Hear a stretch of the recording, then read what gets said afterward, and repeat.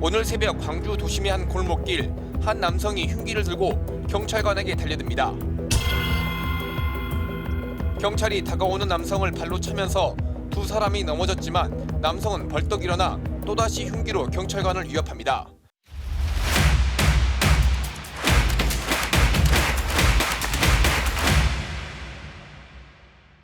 자, 안녕하십니까. 반갑습니다. 빈코치입니다.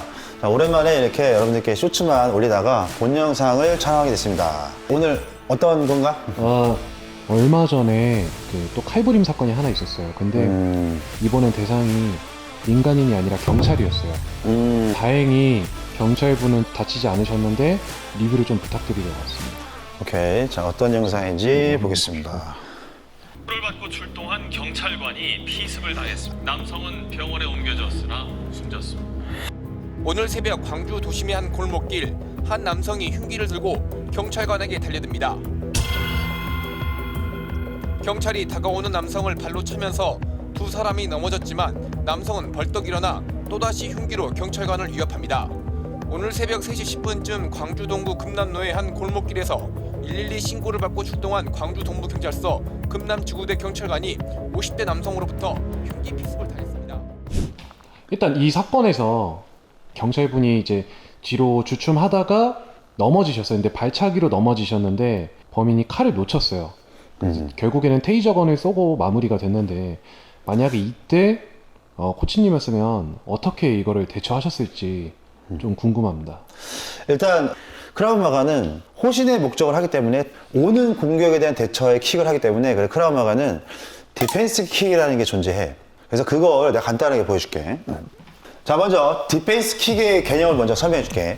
자, 만약에 상대방이 가만히 있는데 대부분의 스포츠는 어때?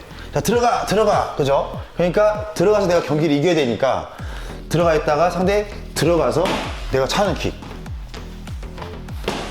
대부분 이거는 오펜스 킥, 공격적인 킥이야. 근데 디펜스 킥이라고 하는 거는 나는 가만히 있는데 상대가 나한테 달려드는 거야. 올 때 내가 방어하는 목적으로 차는 거를 우리는 디펜스 킥이라고 해. 근데 뒤 보면은 그 경찰이 갑자기 달려드니까 어떻게 했어?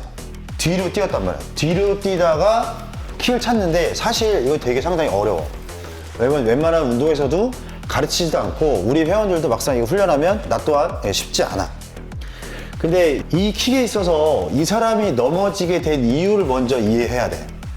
테이크다운이라는 걸 먼저 이해해야 되는데 우리가 레슬링이나 뭔가 상대방을 넘어뜨린 테이크다운을 할 때 상대방이 서 있는 무게중심을 뒤꿈치로 체중을 실어주게 해야 테이크다운의 하나의 한 요소로 들어가기 때문에 마찬가지로 자, 이게 킥을 차는데 그 사람이 어떻게 했냐면 여기서 무게중심이 뒤꿈치에 많이 쏠렸기 때문에 그래서 넘어지게 된 거야. 자, 우리 공격하는 킥의 모션을 볼게. 봐봐요. 주축발을 놓고 봐봐. 네, 나의 모습이 어때? 만약에 넘어지지 않으려면 힙이 전면으로 나가서 앞으로 전진해 있어야 돼. 자, 이때와 이때의 차이에 따라서 넘어지게 되는 거야.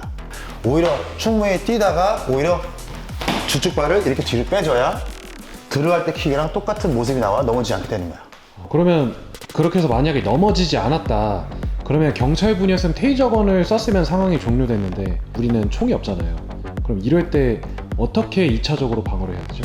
저 멀리서 만약에 다가오고 있어. 그러면 나는 이 사람이랑 충분한 거리가 있으면 도망가는 게 맞지. 근데 경찰분들은 앞에 여성분들이 쫓아온다고 해서 출동한 거잖아. 근데 경찰분들은 도망갈 수가 없고 이 상황을 어떻게 해야 돼? 해결을 해야 되는 거잖아. 그렇죠. 그러니까 어쩔 수 없이 맞닥뜨려서 끝까지 테이저건도 쏘고 슈타까지 쏴서 해결한 거지. 만약에 이제 테이저건이나 총이 없어서 대처해야 된다면 어떻게 될 것인가? 쫓아오고 있었어. 그러면은 발 빼서 枪 차고 그래도 왔다. 그 다음에 밀치고 그 다음에 도망가는 것이. 그래서 중요한 게 하나가 있는데 상대방에서 킥을 차고 오히려 내가 나가줘야 이 사람이 추가적인 공격이 더 없다는 얘기야. 그러면 코치님이었으면 그런 상황에서 킥을 차고 똑같이 대처하셨을 거예요? 나랑은 좀 생각이 달라. 자, 우리가 사람이라는 게 직선으로 이 사람을 찌르고 싶어서 막 뛰잖아, 그지? 네. 근데 칼을 찌르면서 이렇게 달리기가 공격하면서 달리기 하기가 쉽지가 않아. 네. 그럼 결과적으로는 만약에 이 사람이 뒤로 도망가. 그러면 달려가다가도 이 사람이 어느 순간 내가 되면 조준이 되면 킬을 하려고 한 타임이 있을 거야. 네. 그때까지 우리는 충분하게 이어갔다가 그런 타이밍에 나는 방향을 전환할 거야. 그러면 그보다 어떻게 더 빨라야겠지. 네. 더 빨라야 잡히겠지. 네. 그러니까 빠르면 빠를수록 뭐가 강하냐면 직진성이 강하기 때문에 내가 순간적으로 반환전을 하기가 쉽지 않다는 거지. 그러니까 예를 들면 달렸는데 찔러를 하나 둘 셋. 나는 오히려 이렇게 그 다음에 난 다음에 다시 타이밍을 난 만들고 그 다음에 난 대처할 거야. 만약에 이거를 우리가 실패를 했어요. 실패해서 넘어졌다. 넘어졌을 때는 어떻게 좀 대처를 하면 좋을까요? 일단 다시 이 상황을 한번 설명해 줄게. 상대방의 칼들 공격이 뒤로 오다가 내가 킥을 찼는데 중심이 어쨌든 누구나 넘어질 수 있어. 넘어졌는데 운이 좋았던 게 이 공격자의 칼이 바닥에 떨어졌어. 그래서 경찰분께서는 빨리 일어나려고 했고 빨리 스탠딩해서 뒤로 나가서 그나마 총을 뽑아서 빨리 대처를 해서 천만다행이긴 해. 근데 만약에 내가 넘어지는 과정에 자 넘어졌는데 이 사람이 칼을 놓치지 않은 상태에서 상체부터 일어나서 하는 상황이었다면 그 영상을 잘 보면 되게 위험한 상황이었어. 만약 이 사람이 칼을 놓치지 않은 상황이다. 넘어졌는데 같이 넘어졌어. 하나, 둘, 셋. 예. 딱 또는 내가 칼을 놓쳤어. 예.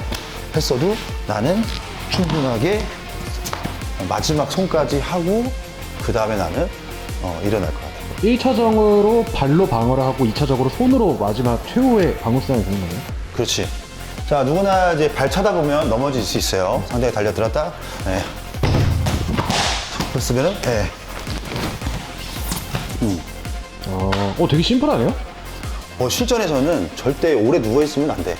그렇지만 칼을 놓치지 않은 상태에서 바로 일어나는 것도 좋지 않을 수 있다. 라는 게 크라우마가 배운 지도자로서 나의 생각이야.